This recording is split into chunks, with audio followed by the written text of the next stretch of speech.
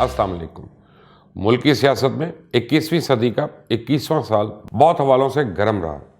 हुकूमत और अपोजिशन की जंग के साथ महंगाई ने अवाम को खून के आंसू रुला दिए और फिर कोरोना की आलमी वबा ने पाकिस्तानियों को भी अजाब में मुब्तला किए रखा। पर लगता है कि नए साल में भी सियासत की गर्म बाजारी का सिलसिला यूं ही जारी रहेगा जैसे पहले था, बल्कि इसकी शिद्दत में इजाफा ही होता जाएगा, क्योंकि कोई चाहता है कि मौजूदा हुकूमत को ख़त्म करके लिए उसके लिए रास्ता बनाया जाए, तो किसी दूसरे की ख्वाहिश है कि उसके लिए मुल्क और सियासत में वापसी का रास्ता हमवार करके आइंदा इलेक्शन को आज़ाद करवाया जाए, तब वो राज़ी होगा। जबकि जो इक़्तिदार के मज़े ले रहा है वो चाहते हैं कि डील वाले उनके साथ ही खड़े रहें, चाहे उनकी कारकर्दगी जैसी भी हो, उन्हीं की हमायत जारी रखें और उनके मुखालफीन को किसी किस्म की कोई रियायत ना दें। मज़ीद जानने से पहले आपने अगर अभी तक इस चैनल को सब्सक्राइब नहीं किया तो प्लीज़ कर लें, बेल आइकॉन को भी प्रेस कर लें। इस वक्त जहाँ हर ख़ास व आम की ज़ुबान पे अपोजिशन से डील की बातें जा रही हैं, तो इमरान खान की गुफ्तगू भी मायना खेज़ है।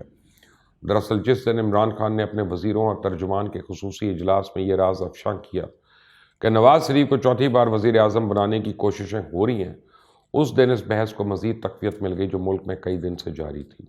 उनका बयान ये बताता है, वो ये कहना चाहते हैं कि वो इससे बाखबर हैं, वो जवाब में क्या करेंगे, इसका अंदाज़ा इनके रद्द अमल से लगाया जाएगा। मेरे ख्याल में कप्तान का बहुत बड़ा इम्तिहान है। फ़िलहाल इस इम्तिहान में वो कामयाब नहीं जा रहे। उनका रद्द अमल ये ज़ाहिर करता है कि वो महसूस कर रहे हैं वो जंग हार रहे हैं और जवाबी लड़ाई के लिए इनकी हिकमत अमली भी कोई ऐसी नहीं जिस पर किसी को परेशानी हो। हकीकत में पाकिस्तान में तब्दीली हार चुकी है, जिसकी वाज़ेह मिसाल KPK के बल्दियाती इंतखाबात में शिकस्त और पे दर पे ज़िमनी इंतखाबात में हुकूमती शिकस्त है, और यूँ सही मानों में अवाम ने तहरीक इंसाफ के छक्के छुड़ा दिए। दरअसल अपोजिशन वो काम नहीं कर पाई जो तहरीक इंसाफ ने बजाते खुद अंजाम दे डाला।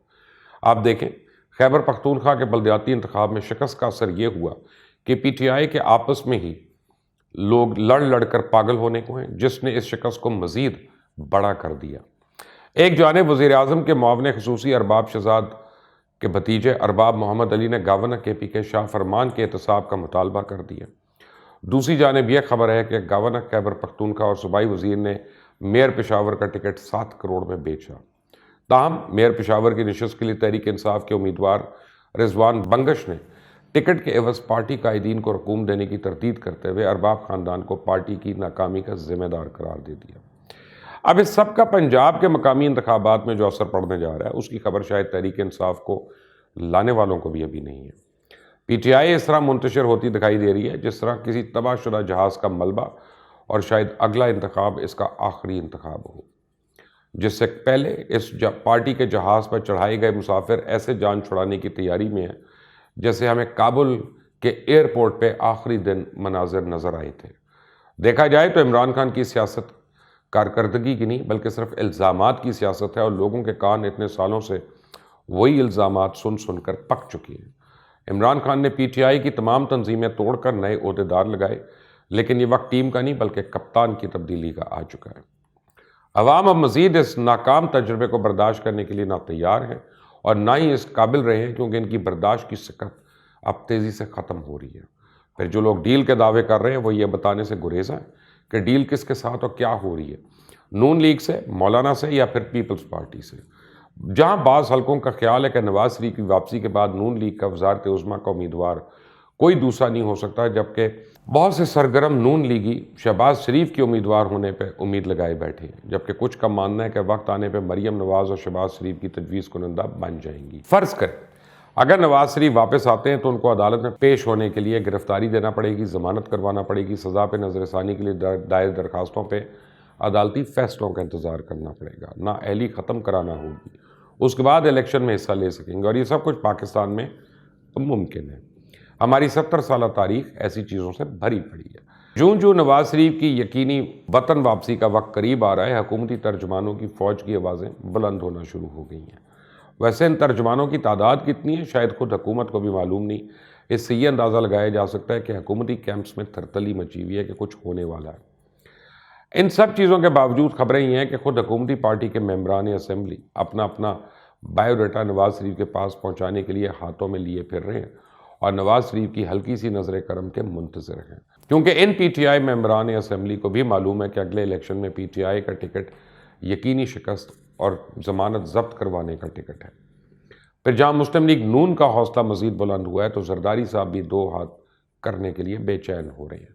ان کی نظریں بھی جنوبی پنجاب سمیت بلوچستان پہ ٹکی ہوئی ہیں اور ان کی خواہش بھی ہے کہ کسی طرح کوئی نہ کوئی بات بنے اور ایک بار پھر پیپلز پارٹی وفاق میں ابھر کر سامنے آ جائے۔ اس حوالے سے تو بہت کچھ کہا جا چکا ہے، پر ابھی گزشتہ ہفتے ہی سابق صدر آصف علی زرداری نے کہا تھا کہ فارمولے والے ان کی مدد لینے آئے تھے کہ کس طرح ملک کو اس موجودہ بھنور سے نکالا جائے، جس پر انہوں نے فارمولا والوں کو کہا کہ پہلے عمران خان کو نکالو، یعنی ہر طرف ڈیل ہی ڈیل کی کہانیاں چل رہی ہیں۔ ڈیل ہو چکی یا ڈیل ہو رہی ہے، اسکرپٹ فائنل ہو چکا یا ابھی اس پہ کام ہو رہا ہے؟ ان سب سوالات پر ہر طرف سے بحث و مباحثہ جاری ہے، نام کوئی نہیں لے رہا۔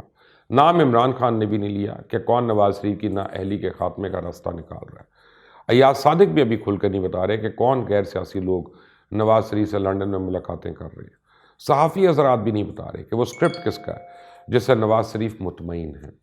یہاں یاد کروا دوں، کہا جاتا ہے کہ عمران خان کا خیال تھا کہ اس نے ملک کی مقتدر قوتوں کے لیے کوئی آپشن ہی نہیں چھوڑا، نون لیگ نہ پیپلز پارٹی، اور یہ بھی کہ یہ تبدیلی نون لیگ کو آن بورڈ لیے بغیر ہو نہیں سکتی۔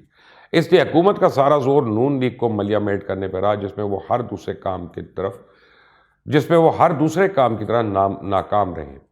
دراصل تمام صورتحال کی بڑی اور بنیادی وجہ خراب حکومتی کارکردگی ہے۔ عوام کو فوری ریلیف دینے میں حکومت اب تک ناکام ہے۔ ایسی بے چینی اور غیر یقینی کیفیت سے فائدہ اٹھانا اپوزیشن کا حق تھا اور اس نے اندرونی اختلافات کے باوجود اس سے سیاسی فوائد حاصل کر لیے۔ پر ایک چیز طے ہے کہ اسٹیبلشمنٹ نے سب کو کچھ نہ کچھ دانہ ڈالا ہوا ہے اور شاید وہ اس بار سیف پلے کر رہے ہیں کہ اگر آنکھیں دکھائے تو ان کے پاس اس بار دوسرا آپشن موجود ہو۔ مگر اپوزیشن کو بھی قدم پھونک پھونک کر رکھنے کی ضرورت ہے، کیونکہ جہاں اس وقت واضح طور پہ اس تبدیلی کے لیے حالات تیار ہو رہے ہیں، تو اپوزیشن نے اگر کسی فوری تبدیلی کے لیے مقتدر قوتوں کا دروازہ کھٹکھٹایا تو عمران خان سے بھی زیادہ مصیبت میں نہ پھنس جائیں۔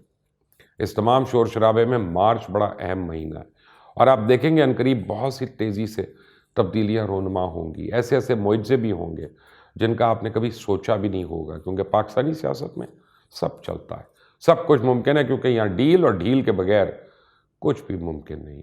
یوں اگر اب سیاسی گیند میاں نواز شریف اور مولانا فضل الرحمان کے ساتھ آصف علی زرداری صاحب کی کورٹس میں ہے، تو دیکھنا یہ ہے کہ عمران خان کی کورٹ سے جو گیند ہے اس کے ساتھ کیا سلوک ہوتا ہے۔ کیا وقت آنے سے پہلے خود عمران خان اپنی اسمبلیز کو ڈیزالو کریں گے یا کوئی نہ کوئی آپشن کھلے گا؟ آنے والے دنوں میں پتہ چلے گا۔ اس چینل کو سبسکرائب کریں، بیل آئیکن کو پریس کریں۔ اللہ حافظ۔